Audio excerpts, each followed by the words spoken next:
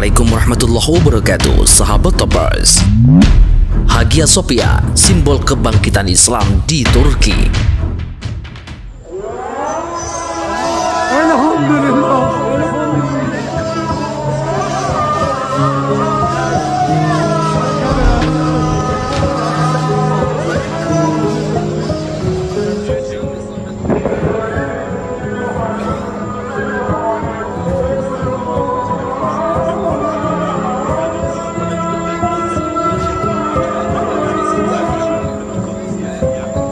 Menara Eiffel itu akan dikumandangkan azan sehingga seluruh Eropa itu akan Islam. Allahu Akbar. Dan itu janji Sayyidin, kalian akan menguasai Konstantinopel.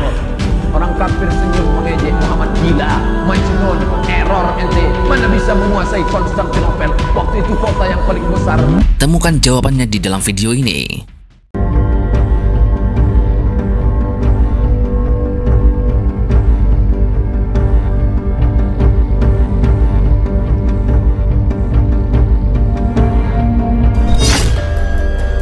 Jumat 10 Juli lalu, Pengadilan Administrasi Utama Turki mencabut status Hagia Sophia sebagai museum. Keputusan pengadilan tersebut telah membatalkan keputusan kabinet pada 1934. Presiden Turki Recep Tayyip Erdogan menindaklanjuti pengumuman tersebut dengan mengatakan bahwa Hagia Sophia difungsikan kembali menjadi masjid. Kebangkitan Hagia Sophia, begitu tulisan Erdogan dalam akun Twitter @RT_Erdogan Sabtu 11 Juli lalu. Sambutan kegembiraan datang dari berbagai penjuru dunia. Hagia Sophia akan resmi dipakai untuk salat Jumat pada tanggal 24 Juli mendatang. Hagia Sophia dibangun untuk pertama kalinya pada tahun 360 Masehi oleh Kaisar Bizantium Konstantius I. Peruntukannya sebagai gereja buat jemaat Kristen Ortodok Yunani di Konstantinopel alias Istanbul. Bangunan ini pada 404 terbakar dan direnovasi untuk pertama kalinya. Dalam proses sejarah, untuk ketiga kalinya Hagia Sophia dibangun ulang selama 5 tahun dan selesai pada 27 Desember 537 Masehi. Di masa Kaisar Justinian memegang tepuk kekuasaan Bizantium alias Romawi Timur. Ketika pada 1453, Sultan Muhammad Al-Fatih alias Mehmed II dari dinasti Ottoman menguasai Konstantinopel. Hagia Sophia difungsikan sebagai masjid, nama Konstantinopel diganti menjadi Istanbul. Di bawah Kesultanan Ottoman, Hagia Sophia juga mengalami beberapa kali perbaikan dan perluasan. Pada tahun 1935, di masa Presiden Mustafa Kemal Atatürk yang sekuler itu, Hagia Sophia dijadikan museum. Pada tahun 1985, UNESCO menetapkan Hagia Sophia sebagai warisan dunia dan menjadi tujuan wisata dunia. Oleh sebab itu, ketika Hagia Sophia difungsikan kembali menjadi masjid, banyak pihak yang keberatan, termasuk UNESCO. Alasannya sederhana, mereka khawatir masjid tersebut tak lagi bisa dikunjungi oleh wisatawan. Tetapi kekhawatiran tersebut tidak perlu karena pemerintah Turki menjamin bahwa wisatawan asing, baik muslim maupun non-muslim, tetap bisa mengunjungi Hagia Sophia. Nantinya, peran Hagia Sophia seperti Katedral Notre Dame di Perancis. Selain sebagai tempat ibadah, ia juga merupakan objek tujuan wisatawan. Begitu pula dengan Masjid Kol Sharif yang dikenal juga sebagai Masjid Biru yang ada di kota Kazan, ibu kota Tatarstan. Sekitar 820 km sebelah timur Moskow, Masjid Kol Sharif berada di Kazan, Kremlin dan dibangun pada abad ke-16. Kota Kazan adalah kota paling penting di Rusia dan penduduknya mayoritas beragama Islam. Di Masjid Kol Sharif ini, masjid terbesar yang ada di Rusia. Selain dipakai ibadah oleh umat Islam, wisatawan non-muslim pun bisa mengunjungi masjid ini. Tentunya dengan protokol yang telah ditetapkan oleh para pengurusnya.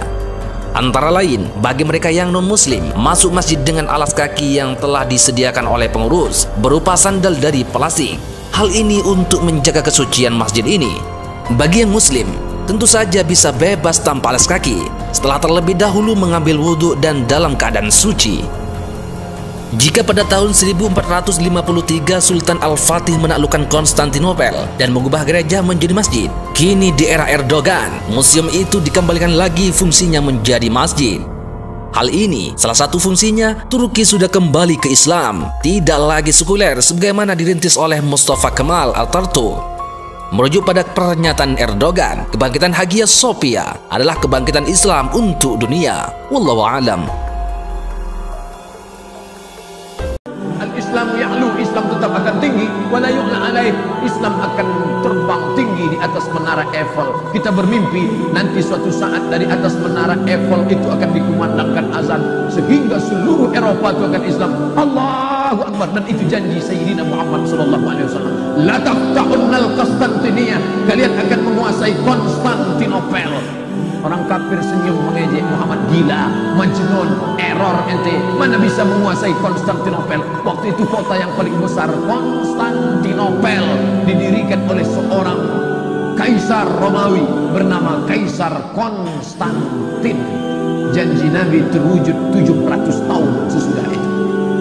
Kata Nabi, akan datang suatu zaman kalian akan menguasai Konstantinopel, wala ni'mar amiru amiruha, panglima perangnya terbaik, namanya sama dengan namaku. Subhanallah, Masya Allah. Panglima perang yang menguasai Konstantinopel namanya Muhammad Al-Fatih. Makanya ada jamaah kita dikasihnya nama anaknya. Siapa nama anaknya? Muhammad Al-Fatih. Aku ingin dia mancung macam Muhammad Al-Fatih, rambutnya ikal, badannya tegap, meneriakkan Allahu Akbar. Begitu lahir hitam pesek pendek. Yang diikut itu bukan fisiknya, yang diikut itu mentalnya. Memang casingnya hitam pesek pendek kurus, tapi mentalnya, mental Muhammad Al-Fatih. Setiap sore ayah Muhammad Al-Fatih memandikan anaknya. Ketika dia mandikan di tepi sungai, apa kata dia? Nah, pandang menara Konstantinopel, ya, kau akan membebaskan kota itu menjadi kota Islam. Dimandikannya anaknya. Nah, pandang Konstantinopel, kau akan membebaskan kota itu menjadi kota Islam. Setelah Muhammad Al-Fatih remaja dewasa menjadi panglima perang, ingat dia cerita ayahnya, aku harus membebaskan kota itu. Akhirnya dikuasainya Konstantinopel, dirobahnya menjadi kota Istanbul. Bapak Ibu pergi nanti program Turki, umroh Turki ke Istanbul. Ujung-ujungnya Ustadz Somad ngajak umroh. Thank you to everyone for watching this video. Jangan lupa like jika kalian suka dengan video ini, share kepada nanti menengok bagaimana kota Konstantinopel direbut oleh umat Islam. Tapi ada satu prediksi Nabi. Nabi itu seorang futurolog, future, masa depan, visi misinya ke depan, 700 tahun ke depan. Ada satu yang belum terwujud. Apa kata Nabi? Rom, kalian akan menguasai Rom. Rom itu di mana? Romawi adalah Eropa.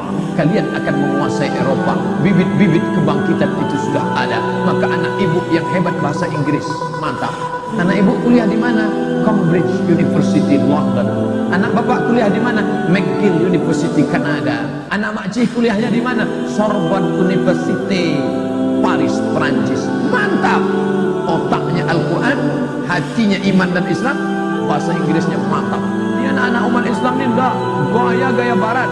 Diajak bahasa Inggris menganguh. Where are you come from? La ilaha illallah. SMP 3 tahun bahasa Inggris, SMA 3 tahun bahasa Inggris, kuliah 4 tahun bahasa Inggris, 10 tahun bahasa Inggris. Naik pesawat yang bisa ditangkap cuma 3. Good morning, ladies and gentlemen, thank you. Silakan. Makanya tidak ada yang bisa menguasai Islam di ke depan. Orang yang hebat bahasa Inggris, hebat bahasa Arab, Asmaul Husna di kepalanya. Setiap dia diajak ke Masjid Agung, dia ingat Al-Muhaimin, Al-Jabbar, Al-Mutakabbir, Al-Khaliq. Kalau saya membaca Al-Asmaul Husna ini kuat suaranya. Al-Muhaiminul Azizul Jabbarul Mutakabbirul Khaliqul Bari'ul Musawwirul Ghafar. Kemarin 2 hari yang lalu acara pesantren Ramadan dengan ibu-ibu pengajian di Panam.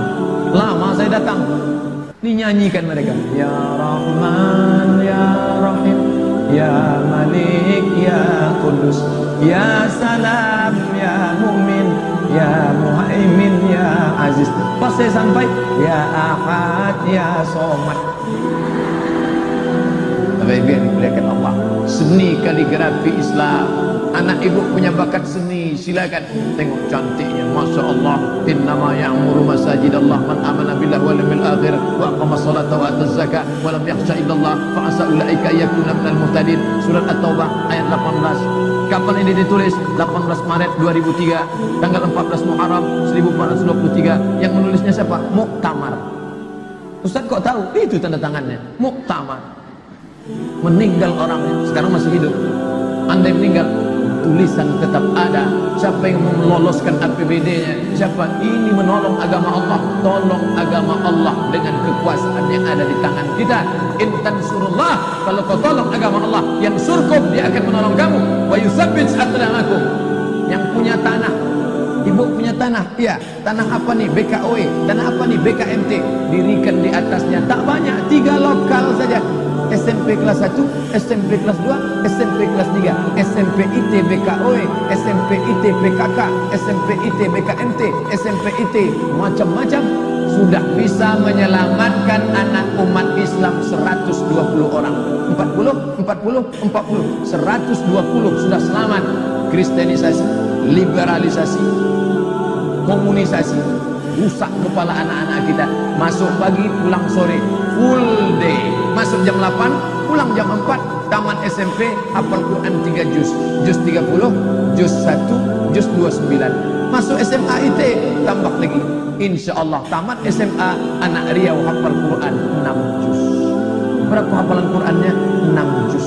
Dulu 3 juz, juz pokat, juz melon, juz mangga. Sekarang sudah Al-Quran di kepalanya. Berapa pelajaran agamanya? 5 pelajaran agama. Quran, hadis, bahasa Arab, sejarah Islam, fikih, akidah. Kenapa diajarkan Quran hadis? Supaya jangan sampai meninggalkan Quran. Kenapa diajarkan bahasa Arab? Supaya dia ngerti apa yang dia baca dalam sholat, supaya dia paham apa yang dia baca dalam Yasin. Tak ada orang sholat pakai bahasa Inggris. Sampai hari ini belum ada orang Riau sholat pakai bahasa Inggris. Inna sholati, my praying, wa mahyaya, my life, wa mamati, my die, lillahi ta'ala, for you, oh my God. Tak ada. Ajarkan dia Quran hadis, ajarkan bahasa Arab, ajarkan akidah akhlak, lurus akidahnya, tidak menyembah batu, tidak menyembah cincin, tidak ikut sekuler, tidak ikut liberal. Ajarkan fikih biar tahu dia nanti kalau emaknya nanya, nah kalau emak sudah sholat witir di masjid, pulang ke rumah masih bolehkah emak tahajud? Boleh mak, karena walaupun sudah witir nanti malam tetap boleh. Bolehkah emak gosok gigi waktu puasa? Boleh. Belajar apa? Fikih, fikih, fikih. Ini semua mesti ditanamkan. Ajarkan sejarah Islam supaya apa? Mengerti dia dulu Islam ini Nabi Muhammad, selesai Nabi Muhammad Abu Bakar, Umar, Utsman, Ali, selesai Khulafaur Rasyidin Bani Umayyah, selesai Bani Umayyah, Bani Abbasiyah, hancur Bani Abbasiyah, diakhiri dengan Turki Utsmani 1924, hancur kekuasaan umat Islam menjadi negeri-negeri kecil, boneka-boneka yang dipermainkan oleh Amerika dan Eropa. Mengerti dia sejarah agamanya, mengerti dia sejarah negerinya, itu dimasukkan ke dalam sekolah umum, casingnya SMP, casingnya SMA, tapi di dalamnya ada signal 5 pelajaran agama Islam. Yang punya tanah banyak luas, untuk apa tanah banyak-banyak kosong? Ibu punya tanah? Iya. Ibu punya duit? Iya. Gabungkan tanah dengan duit, dirikan 3 lokal. Banyak guru-guru kita, saudara-saudara kita, sarjana guru yang belum bisa digunakan ilmunya, pakaikan. 5 guru terpakai, guru bahasa Arab, guru akidah akhlak, guru fikih, guru Quran hadis, guru sejarah Islam. Sudah berapa bisa menampung pekerjaan? Anak kita selamat, negeri. Teman-teman kalian, dan subscribe jika kalian ingin melihat video selanjutnya dari channel ini.